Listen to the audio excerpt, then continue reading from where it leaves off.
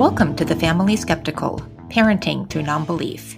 We're a married atheist couple raising two wonderful, strange children.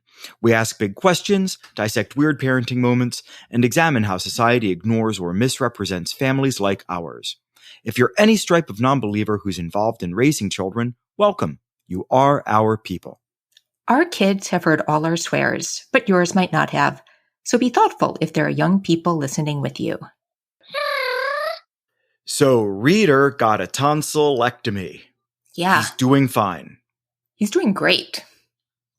He handled it so well. Mm-hmm.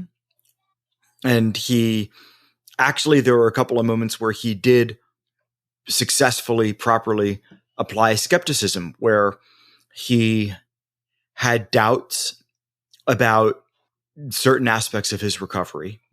And then he, asked questions regarding those doubts, proposed solutions to the test, and realized that, there wasn't as much to be scared of as you might have initially thought.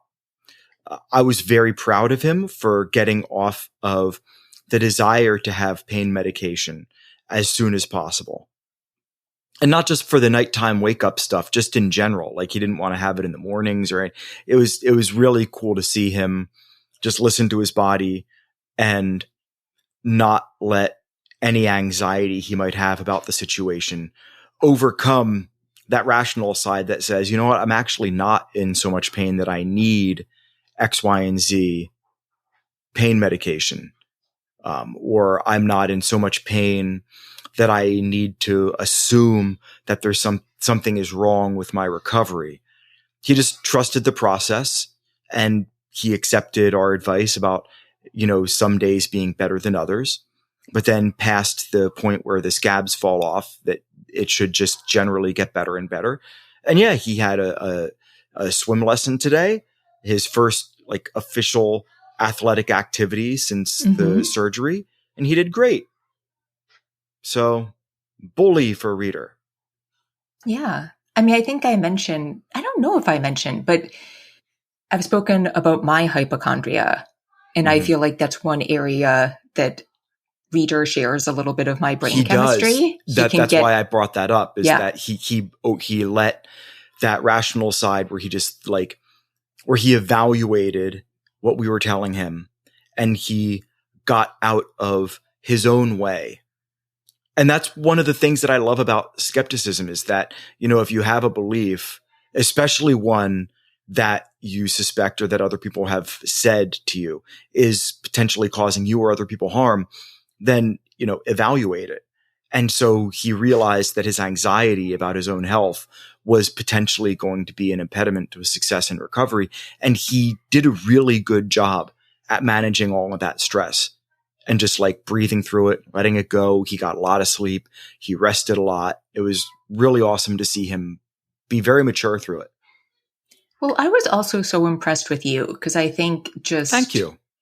Whenever he had a concern, you did such a good job of just researching it and, listening to him. But after looking into it, letting him know that it was a documented normal part of recovery, which I think is kind of what helped him take that skeptical stance, to know that his concerns were being listened to, but that, it was an understood thing and not something he needed to be scared about. Sure. Yeah. And then you mentioned the nighttime wake-ups. One thing I did not realize going into this is that for the first however long you had to get up and wake him up every 2 hours for pain meds? His pain med schedule was 10-2-4-6. So that was morning and night. So alternating ibuprofen and Tylenol at 2, 4, and 6 a.m. And that was for the better part of a week. Yeah. And you took pity on me and did all of those wake-ups, which was just perhaps one of the kindest things. You've done a lot of kind things, but no, it's the simple stuff I've found that matters the most. Yeah. That I was most easily appreciated. I was coming off a period of just a lot of disrupted sleep. And so, it would have been really hard for me. And the fact that you just Yeah. did that was amazing and did a really good job with it. Thank you. So He did a great job with it too. I also think it was, I think dealing with health stuff is hard. Yeah. And to me, it was such a good lesson for him moving forward, because I think he had an experience that to me is very similar to a lot of experiences I've had with, kind of bigger medical things. Right. So, he did an amazing job with the pain. It definitely hurt him some days, but he really took it in stride. And I would say the thing that was most psychologically difficult for him was at a certain point, the wound areas drain. Oh, the taste. And it tasted. I can't imagine how bad that would have tasted. And so everything tasted bad for a day or two. And that was the worst for him. Yeah. That actually had him in tears. Yeah. Was how bad everything tasted. Not specifically the pain, but just that feeling that no matter what he ate or did, that it would just be horrible. But he kept his hydration up. Yeah. He was chewing a lot of gum. He did everything that was recommended for him to do. And he did it without really being asked. Yeah, but to me, that's such a good lesson, because I feel like bodies are so weird. Mm-hmm. And in most of my experiences with medical stuff, I feel like there's always some moment where the thing that you are worried about is actually not the hard thing at all. No. Because everybody is so different and bodies are so different. So I think to me, that's like a good lesson as he heads into adulthood, that, with health stuff, like you really have to be ready for the unexpected and to like listen to what your body needs, because the thing that like all the doctors may be worried about or preparing you for, like might not be the hard thing for you at all. So, and the fact that he still, managed it and got through it. So do you think our like weeks and weeks of just all the things are going to come to an end now? They are coming to an end. The next thing up is just Reader's birthday, and then traveling for the holidays. Yeah. So pretty simple, but yeah, it's basically been since August. It has been one thing or another. It has been cat illness, death, adoption, health stuff for various people, medication for other pets, traveling stuff, and citizenship, and surgeries. And it's just been like one thing after another. And I've done my best to handle it as well as I could, but I was just getting tired towards the end. Yeah.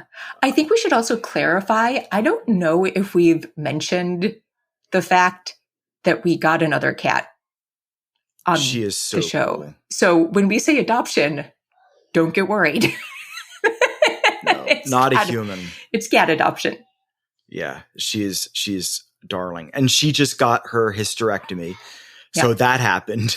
Yeah. Now she has a cone on her head and she's very sleepily looking at me. Yeah. Oh, she's so adorable. And her name is Cholula. Yes, her name is Cholula. She is sweet and spicy, just like the hot sauce. And is quickly becoming Reader's emotional support animal. She's my emotional support animal. Though Clea has come so far that when I give her thyroid meds twice a day, getting cuddles from, just in general, people getting cuddles from a cat that took 10 years to domesticate, basically, it feels very special. Yeah. It feels like you've won one over on the universe. It's why there can never be a cat whisperer show. Because you'd have to follow them for upwards of a decade. Yeah, a decade. You'd have to start shooting 2013. Yeah. Yeah.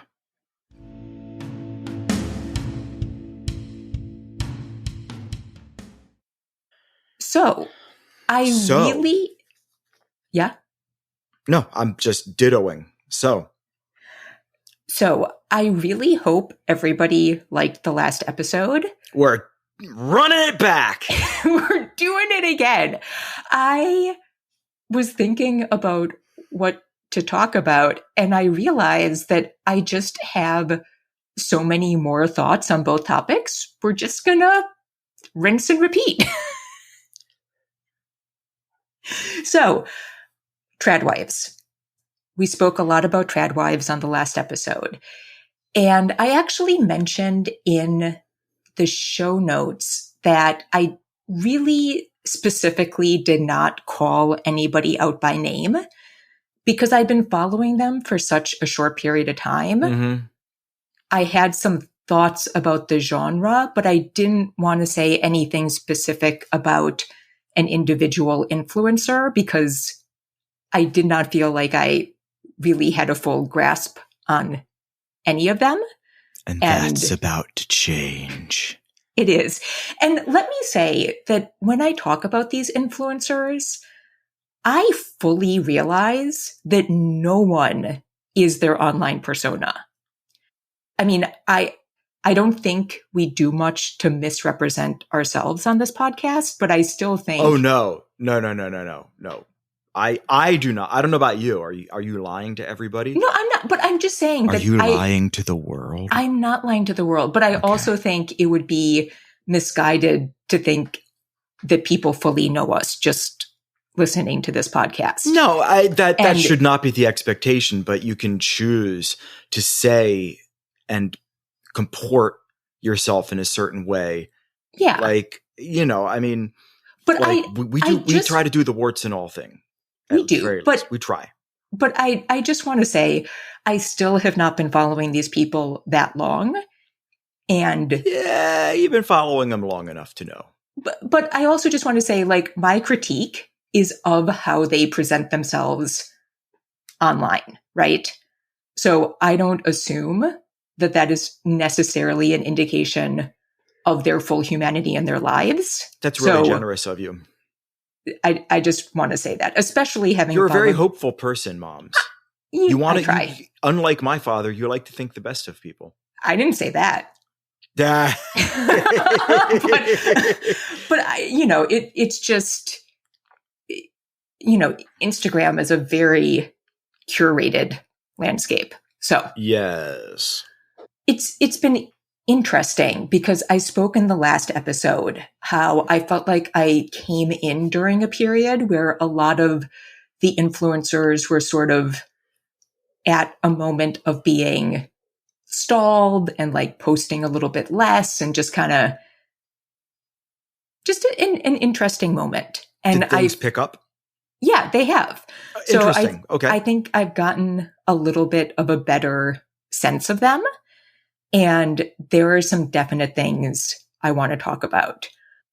The first thing is I tried to talk about this on the last episode, but I think one of my biggest takeaways is that a lot of the articles and podcasts I've listened to have, I think, to try to talk about the whole genre, I think a lot of the things I've seen critiquing it kind of flatten a lot of the influencers together.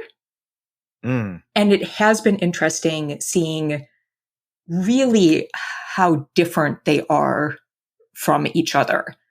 I think it is a genre that has a lot of different voices that really are approaching things from different viewpoints. So given that this is a moment where a lot of people are talking about it, I would keep that in mind.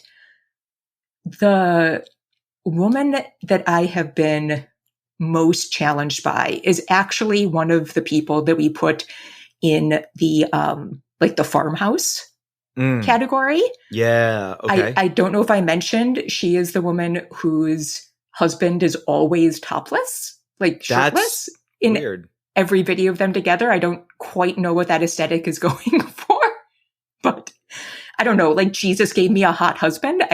Maybe that's the message. I don't know. I actually don't think he's that hot, but he's sort of like, he's like young and ripped in a way that would, whatever. So her thing on Instagram is she's Sarah Wild Mothering, I think is what it's called. So homeschooler, religious, loves her chickens really deeply. And she posted a couple of things that to me get at, I think, why some people are concerned about this genre. So the first thing she posted where I was like, oh, is one thing I do respect her for. Of all the mothers, she always blocks out her kids' faces on Instagram. That surprises me that that's not a universal thing. And that I think is very thoughtful. But she posted a picture of her son. I think like it was a weird post. It was hard to tell what was happening. I think he was like leaping into a stream or something. And she did a post about how men need to be adventurous. Let me see if I have the exact quote. But not women. Well, so I think I don't know if this is an exact quote or if I kind of summarized, but what I have written down is men need to take risks, and I'm allowing my son to do that. And she hasn't said a lot about her daughters, but that I've seen so far. But for herself, she is the woman who talked a lot about being soft and how staying home has allowed her to regulate and soften.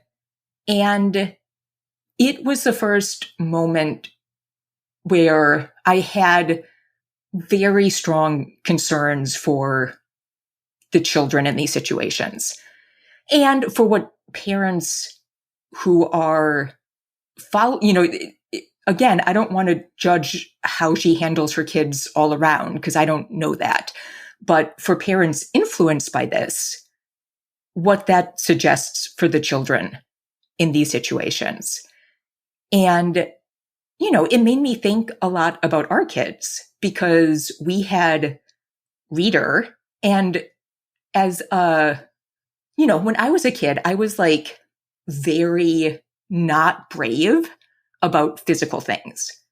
Like I barely learned to ride a bike. My dad was such a hero that he got me there because I just made it the most difficult thing in the world because I was terrified of falling. Like I never wanted to do things that were physically adventurous, Like my mom was this big tomboy and loved climbing trees and like doing all and playing football with her brothers and doing all that kind of stuff. And like, I was not that kid. I didn't want to try to ride the bike. I didn't, it just wasn't my thing. And then I had Reader, who was like I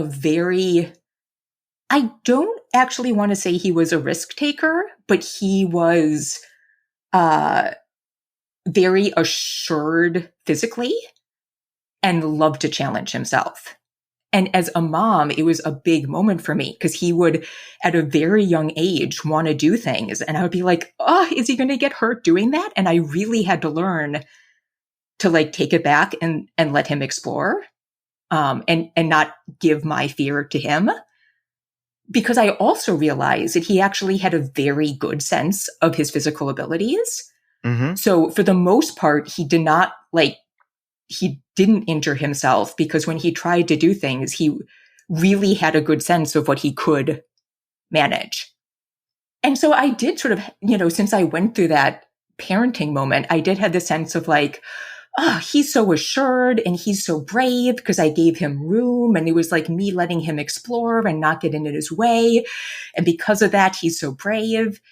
And then we had Go, who doesn't care what happens to his body, apparently. No, the opposite. Well, okay, no. You've seen him move. He throws his body about with complete abandon. Okay, but like in our living room. But then if you get him on a playground, he was a kid, like well, heights are different. Yeah, but they had put his feet on the ground and he's Evel Knievel. Yes. But he never wanted to go down slides. Nope. He didn't want to swing. Nope. All the things that Reader had been very adventurous about, he was not. And so this whole idea of men need to take risks, I'm like, all right. I mean, like, she clearly has a son who enjoys that, which is fantastic.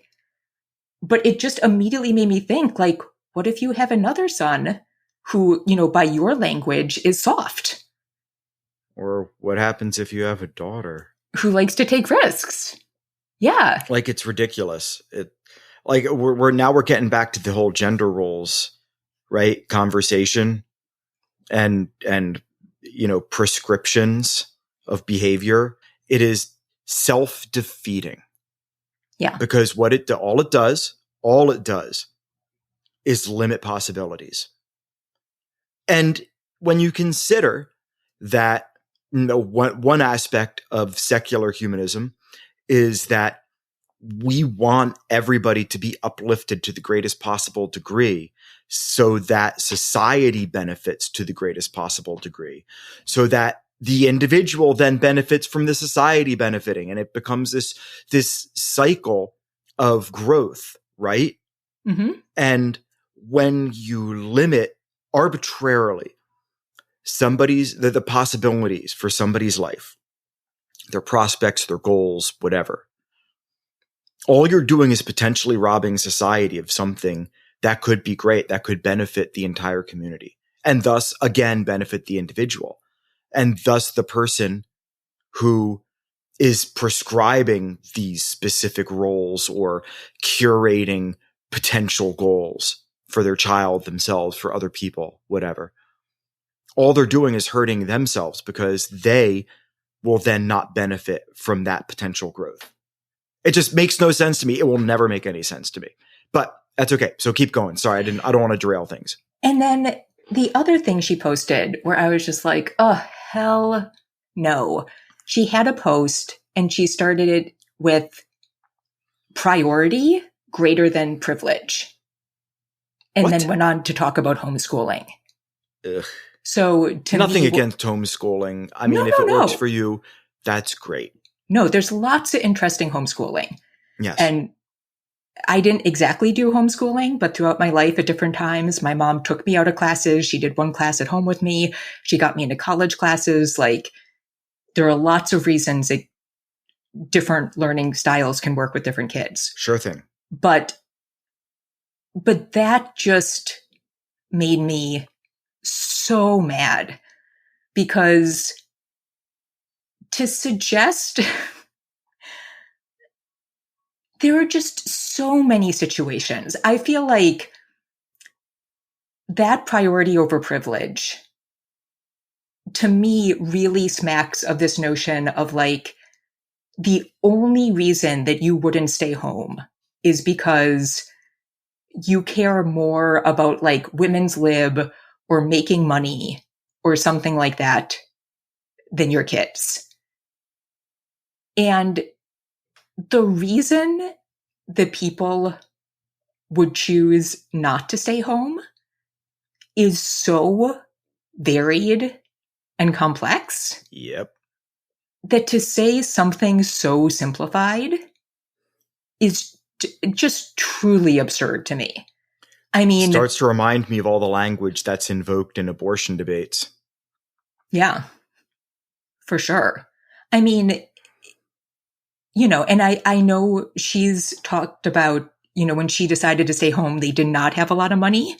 Mm-hmm. And it was a real challenge for them. Mm-hmm. And they've sort of found their way in that. Yeah. But one, I know she had the support of family. Yeah. Definitely not universally true. No. None of her kids have, as far as I can tell, complex health issues. Yeah. Where keeping health insurance or a certain type of health insurance would be like a huge complex thing. Mm-hmm. I know people who like have children with issues where they not only have to think about supporting their children through their childhood, but setting up situations where their children can be supported for the rest of their lives because of the issues that they're going to face. And that doesn't even get into like, I think kids do better when their parents are happy and fulfilled. It's almost like homeschooling could be itself a privilege. Yeah. Well, so like those two things together, I was like, there's a lot. That's one of the things I think I referenced this when we first started talking about this.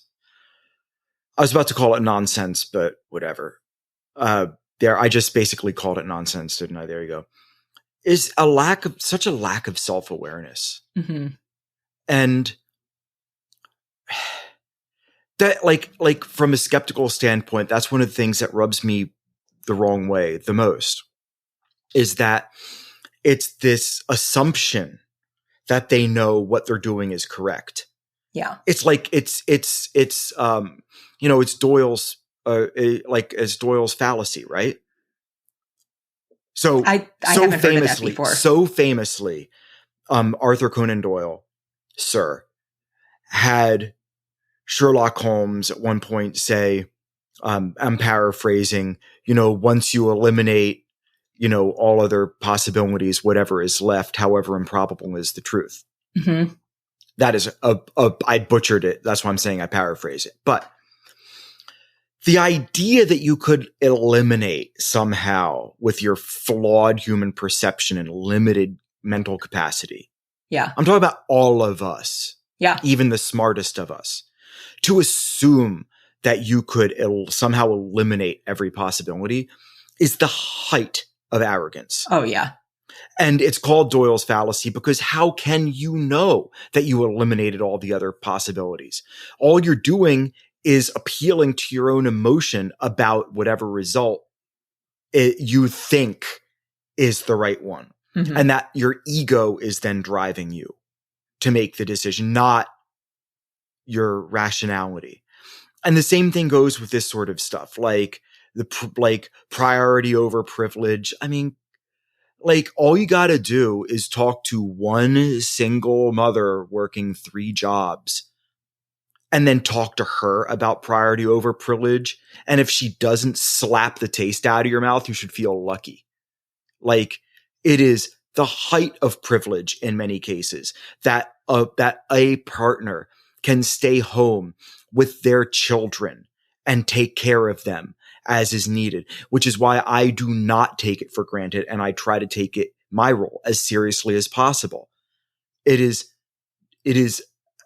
in a sense, I feel very fortunate despite the workload and despite the anxiety, because it gives me like a bird's eye view of their entire development as human beings, which is amazing. It's a gift through the work.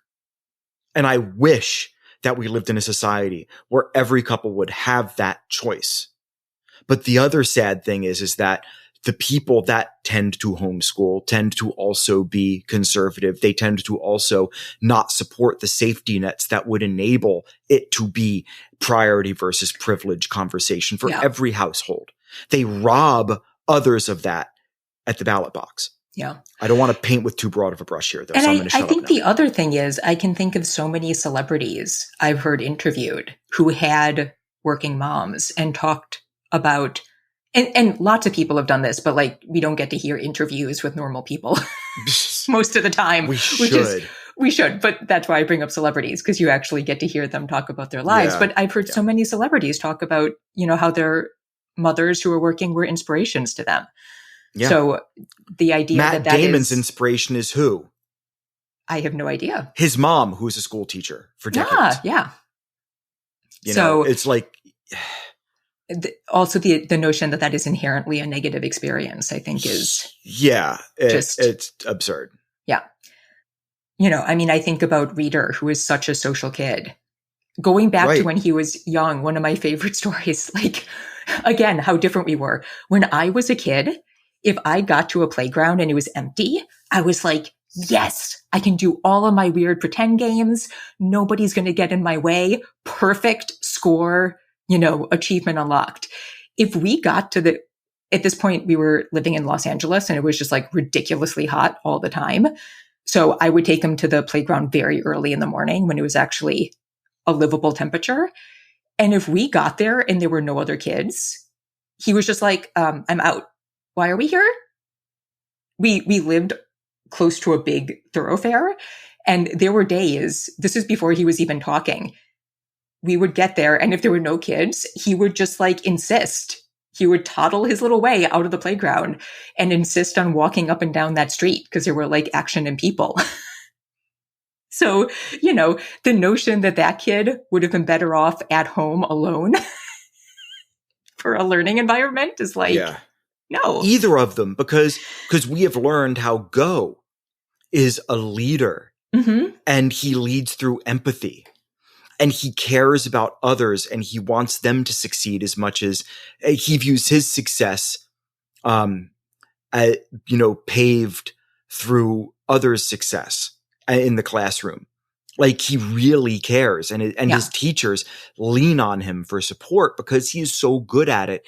He would not be good at it, or at the very least, we wouldn't have known that he was that good at that, what I consider to be an immensely valuable life skill. Just like if he decides to go into some sort of business environment, that is leadership, and you cannot, estimate that highly enough. I think that is completely invaluable. And we wouldn't have known, or he wouldn't have had it cultivated had he been homeschooled. He wouldn't have had the need to flex the muscle. He wouldn't have had the opportunities to flex the muscle. It was just like, it just doesn't work for everybody. And so for us, personally, I love the idea of them going to the most diverse, active programs as they can. Yeah. Because then because they love being around people. They love varieties of experience. They love having varieties of types of friends. They love having those opportunities to make friends. They love the process, and they're good at it. And we would be depriving them, which means that for us, the priority and the privilege are the social aspects. Like, we prioritize the privilege of being able to put them in these programs. And that if we lived in like a much more sparse community, they might not be as happy. So we're fortunate that we live in cosmopolitan communities that allow for this sort of behavior, that allow for that degree of growth. It's just like, I will never understand her mindset. I think that I'm going to shut up about it now. Yeah. I'm just spinning the wheels. So just to not only focus on the negative, I sort of, in my head, please, I now have these sort of two categories, because look, all of these influencers are Christian. I disagree with all of them on a lot of things, but I now have two buckets where I'm like, you know what? We could have a good conversation. We wouldn't agree, but I think it would be fun to sit down with this person and have a conversation. Or no, it wouldn't. And one of the women I'm most interested in, let's see, her Instagram handle is Growing Goodings. I think that's the one. Yeah. And I'm intrigued by her. We are way different. But she is somebody who converted to Christianity. And the reason I think it would be fun to have a conversation with her is that I do like that she is very open about being curious and her own growth.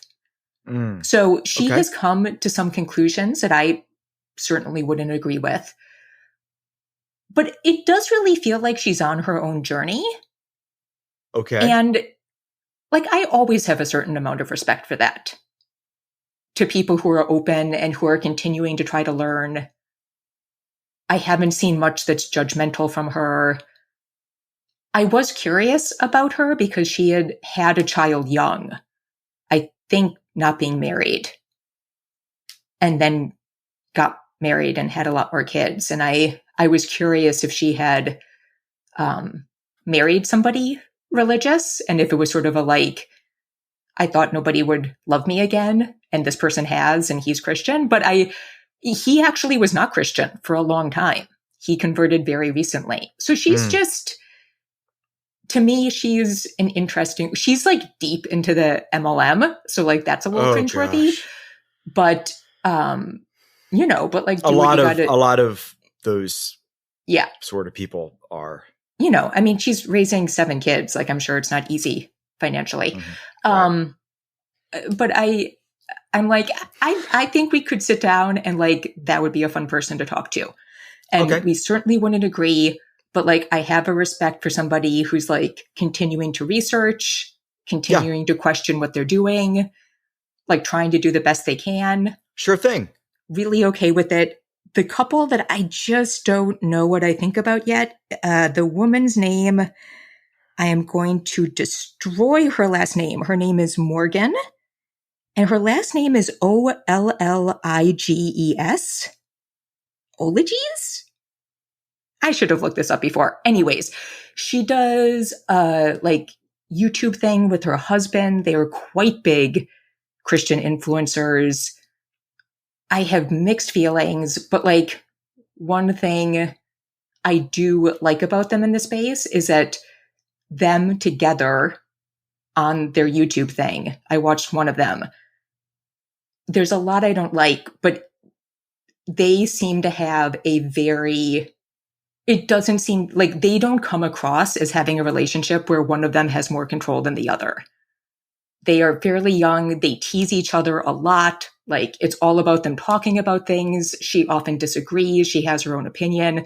So it falls like very far outside that like much more toxic version of trad wife, where the wife always submits to the husband, his opinion. It is very much outside of that. So again, I'm like, I don't, there are ones where I'm like, I just don't know. But again, like, I think to sit down and have a debate about something or a conversation, I wouldn't mind having the conversation. So it's been interesting for sure.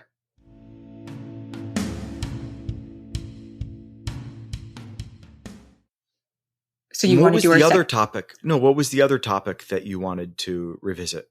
Yeah. So last episode, we talked about whether you should take your kids to church. Oh, here we go. And I very specifically kind of wanted to limit that to talking about younger kids wanting to go to church. Sure thing. Because it seems to me a very different situation. But I feel like I misrepresented my thoughts about teens wanting to go to church.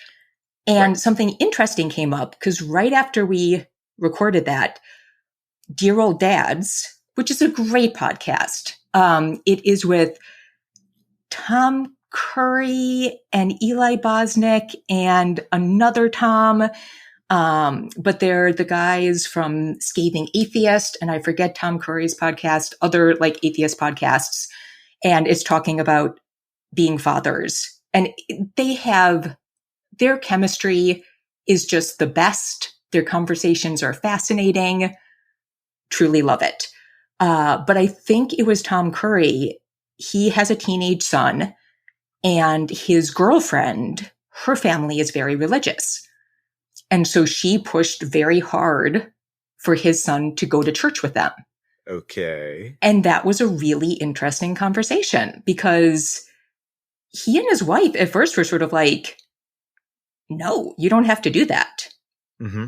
And I think there was also some feelings of like, this is very uneven because we would never be like, oh, have your daughter come to our atheist conference. You know what I mean? Right. And like, nor would her parents ever be okay with that. So it was this, kind of dichotomy where it felt one-sided. Like it was culturally okay for her to press for him to go to church with her, but it would not have been culturally cool for them to like press their atheist views on her. Right. And I think they were sort of very much like, we can be the bad guys. You can tell them that like, we don't want you to go. And in the end, his son decided to go, and it doesn't seem like it was a big deal. But okay, I feel like what I said in the last episode made it sound like I thought that was less of an issue. Okay. And to me, I want to correct that, because while I do think teens have a better ability to grasp subtlety and to see nuance, I actually think there are way more dangers of teens. Okay, you keep going, because I already going have to thoughts. Church. Okay. Because, but the reason I wanted to take it out of the conversation is I don't feel like parents forcing themselves to go with their teens is like the solution to that different problem. No. I think it's like a totally different thing. So Yes. That's to me why it was two different issues, Got because it. I think with kids, there's like a lot of good reasons to go with your kid if they're interested in religious services. Okay. With teens, there could be, but to me, that's a much more complex situation.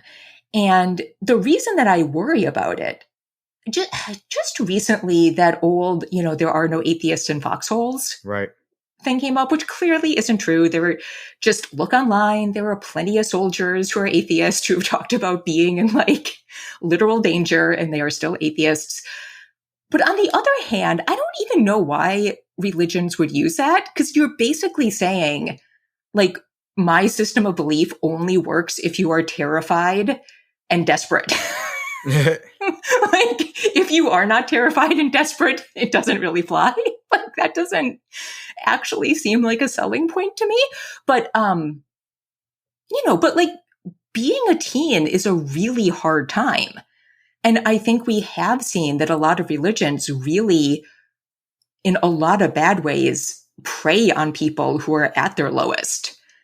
And so I think, I would have worries about my teen really wanting to go to church way more than read her and go at the ages they are now. But what are your thoughts? I mean, my thought is essentially the same as yours when it comes to the fear, as in what I fear. Religion in churches, specifically, in a very real sense, are better at offering a certain thing that a lot of secularism struggles to do, and that is community. Mm-hmm. And a lot of the negative outcomes that Christian apologists like to rattle off regarding, the differences in happiness between and sense of security between secular folks and people who are active in a religion, and then also like suicide rates and stuff like that. Like, a lot of that has to do with the fact that churches offer a community, and that it is the feeling that you are not alone, feeling that you're part of a community, is borne out to be what really helps a person's psyche. It helps insulate them from thoughts of, depression and potentially self-harm. It helps them feel more secure in their decision making. It helps alleviate senses of like existential dread. It has psychological benefits, but that's also what keeps you in the religion. And it doesn't necessarily have anything to do with whether or not what's in the religion, what's being professed by the religion, is true. Obviously, those are separate issues. And so with a teenager, you said very, very truthfully that being a teen sucks, at least for a lot of them, and is hard. And that community offers support. And that community support can help a teen feel a sense of peace and belonging that they might be missing in school, if they're being bullied, just feeling like you're being accepted. Mm-hmm. When does that matter more than when you're a teenager undergoing all of those changes that you have no idea what's going to be on the other side of all these changes? Who are you going to become? And So all that self-doubt that's baked into adolescence can be alleviated when you have that community that accepts you, provided that you answer this one specific question with a resounding yes. Mm-hmm. And so, like you said, religion has a tendency to prey on people when at their most vulnerable. You know, I think you'll get some religious folks that also that would be willing, if And you not every, talk about it in like, a certain not way. every religious No. community, you know, but No, obviously yeah. not. Like if you're like you, they take you as you are. They don't like, you know what I mean? Or if, you know, Buddhism, you don't have to do all this like, you know, metaphysical hoop jumping to become a Buddhist. You know, they're not not specifically like, setting aside the whole dualism thing. But I don't know, like I get where you're coming from.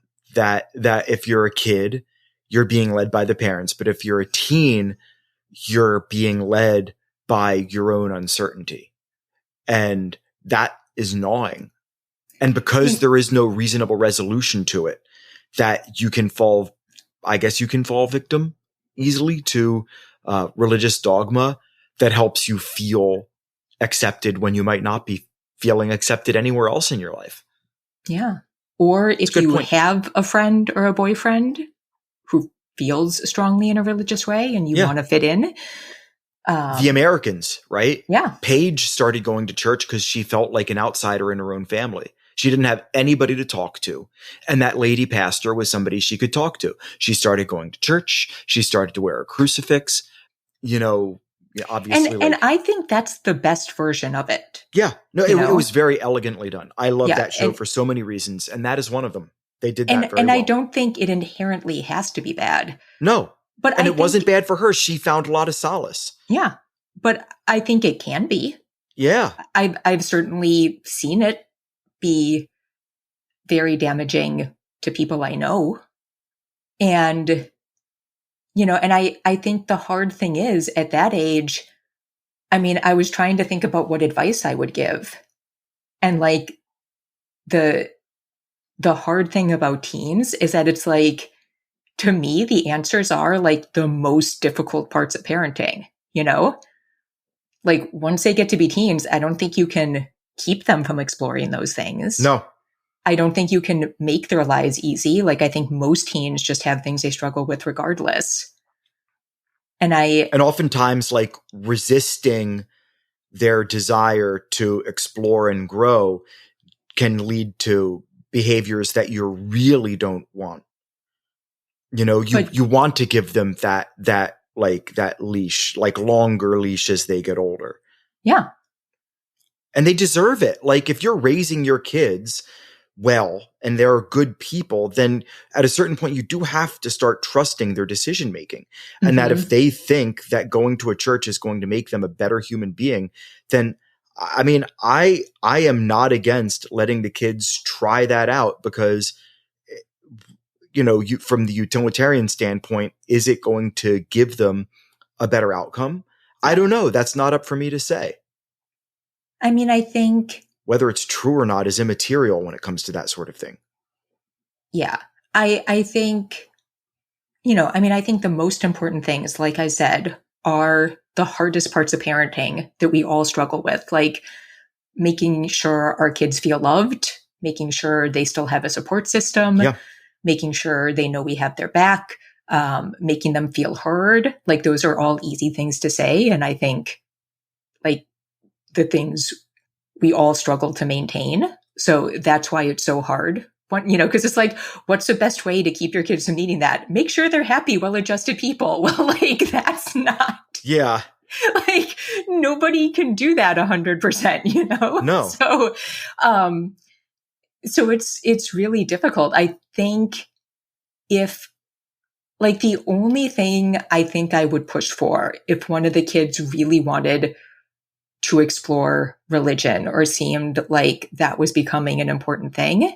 Yeah. Like my one like mean parent thing I'd be like, you can go to church, but you have to read the religious text of that church. Like you want to start going to a Christian church every week, totally fine. You have to show me that you've sat down and read the Old and New Testament or be working on it. I think that's the only like mean parent thing I would do. And they have to start developing their own interpretation of it.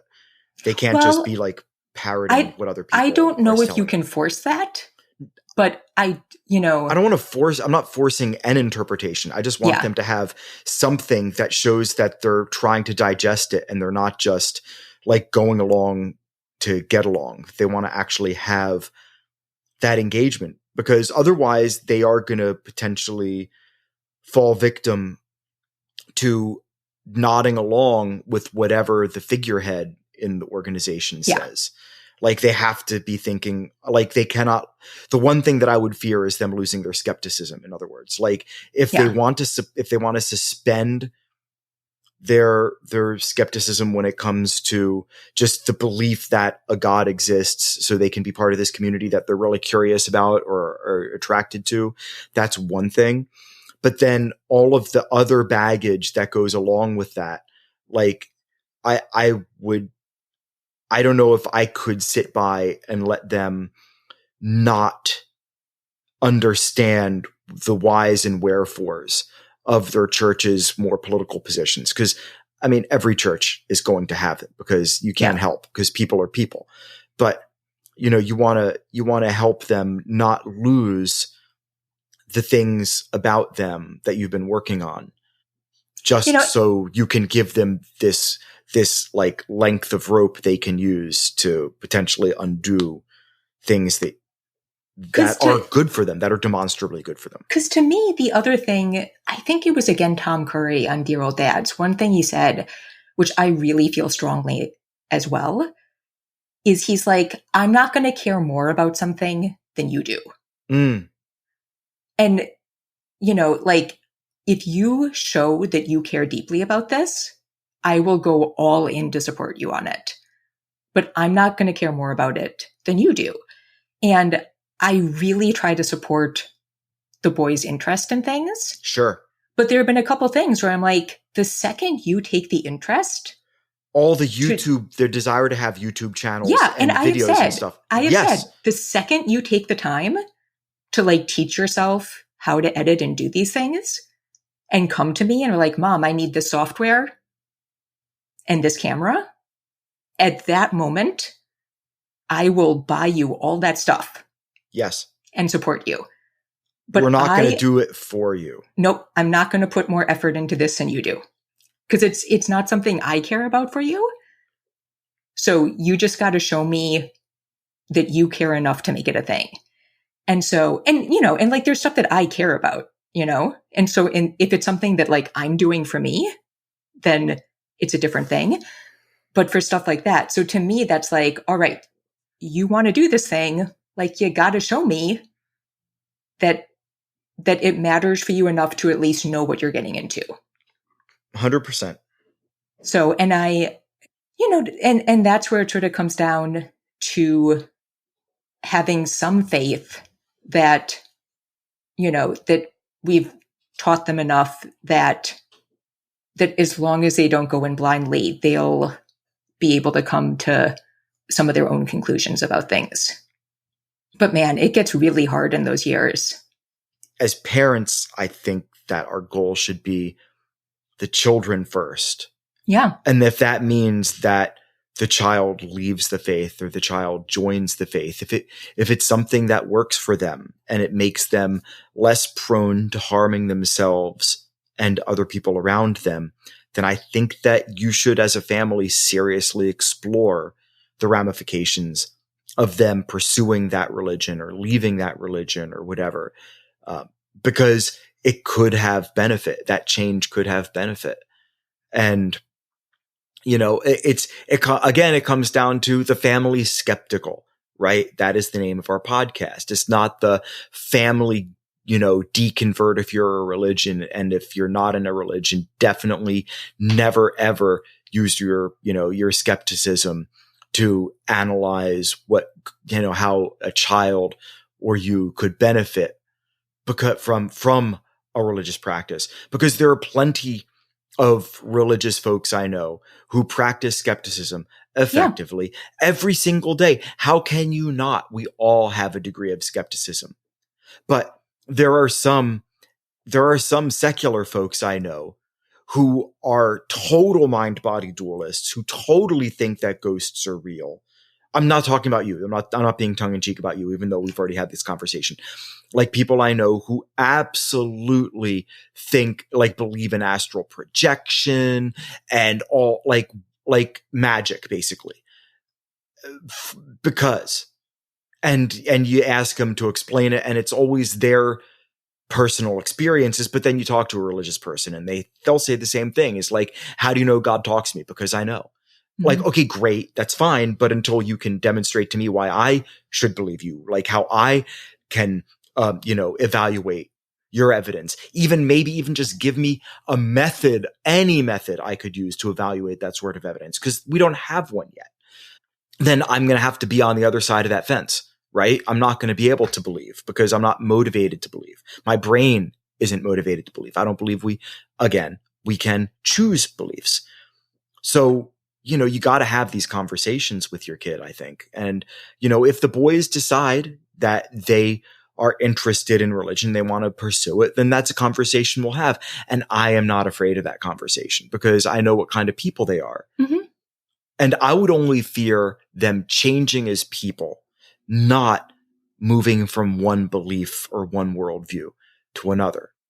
It's what the worldview would entail that would bother me. And I think we can kind of leave it at that. Yeah. So thanks for letting us close out these topics in a second take. And as always, we have to thank Jonathan Zalbin and First Frame Music for the music for this podcast. And that wraps up this episode of The Family Skeptical, where nothing is sacred except for our kids.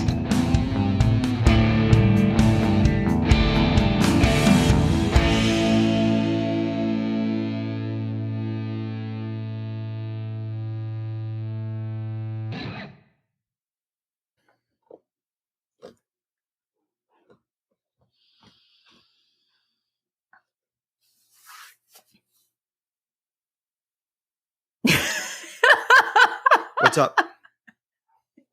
I just feel like it's a standoff of who's going to talk first. No, this is your podcast, and you have specific reasons why you want to do the topics over again. So I thought you should start. So go. I'm just waiting for you. But we're starting with the family stuff. So okay, great. So reader, oh Jesus Christ, I'm going to start. Okay.